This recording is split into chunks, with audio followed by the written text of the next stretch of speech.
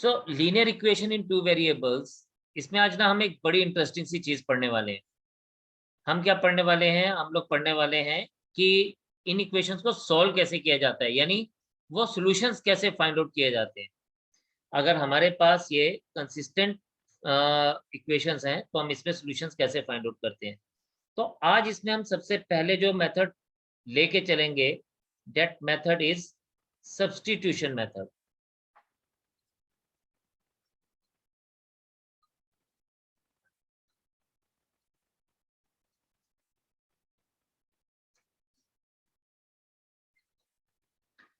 Substitution method में हम लोग, जैसे कि इसका नाम है, इसी के मुताबिक इसका काम भी है। तो फॉर एग्जाम्पल, एक एग्जाम्पल देके समझेंगे इसको। आप देखें, सपोज मेरे पास एक इक्वेशन है 3x plus 4y is equals to 10। इसको हम फर्स्ट मान लेते हैं। And 5x minus 2y is equals to 8, इसको हम सेकंड मान लेते हैं। अब इसको हम सॉल्व कैसे करेंगे? हम यहां से फर्स्ट इक्वेशन को लेंगे और वहां से हम लोग y की वैल्यू फाइंड आउट करेंगे सबसे पहले। सो हम लिखेंगे from first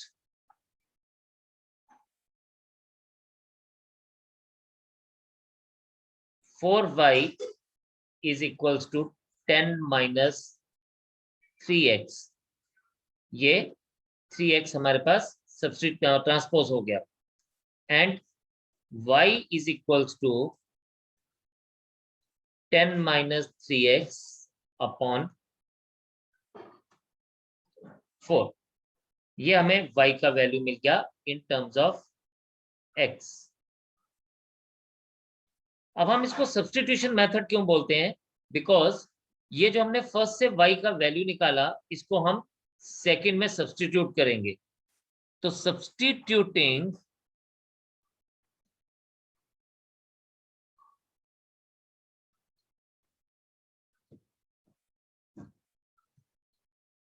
value of y in second,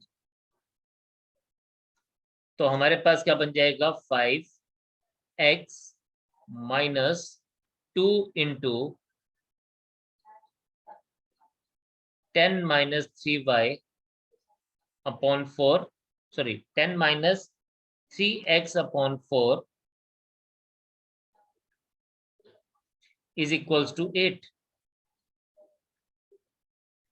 तो इसको सिंप्लीफाई करेंगे, जो कटता है इसको काट देते हैं, ये 2 आ जाएगा। एंड देन हम एलसीएम लेंगे तो हमें क्या मिल जाएगा? We get 10x minus 10 minus 3x upon 2 is equals to 8। ये आ जाएगा आपके पास 10x minus 10 plus 3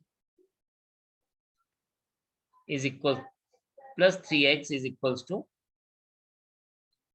16।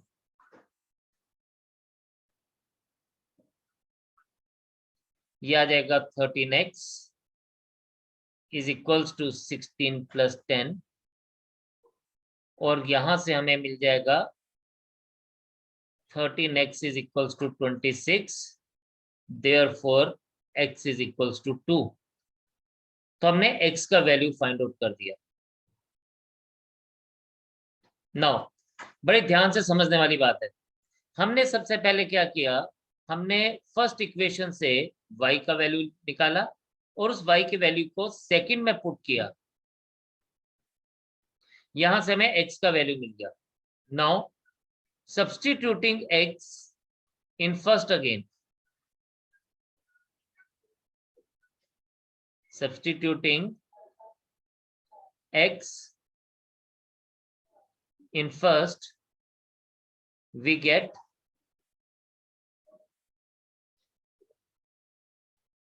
3 into 2 plus 4y is equals to 10.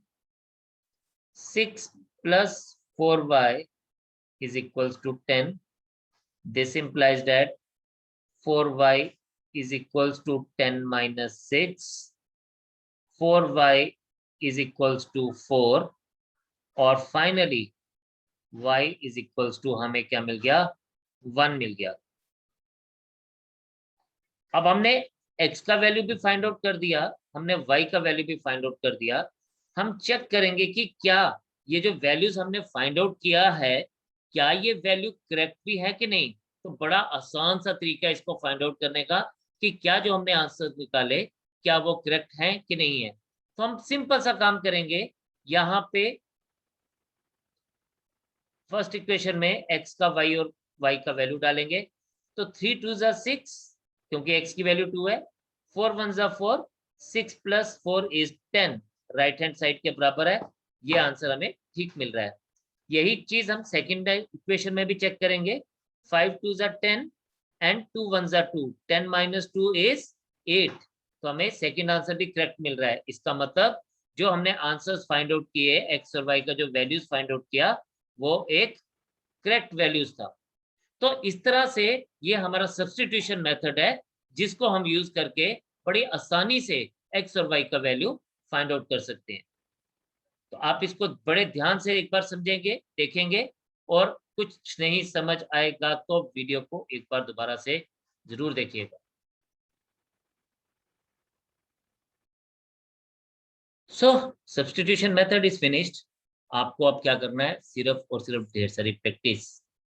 तो बस प्रैक्टिस करें, आगे बढ़ें, और जिसने की कोशिश उसके होंगे मार्क्स पूरे। तो आपने कोशिश करना है, आगे बढ़ना है और काम करते रहना है। फिर मिलेंगे नेक्स्ट सेशन में नेक्स्ट टाइप के साथ। तब तक के लिए इजाजत। जय हिंद।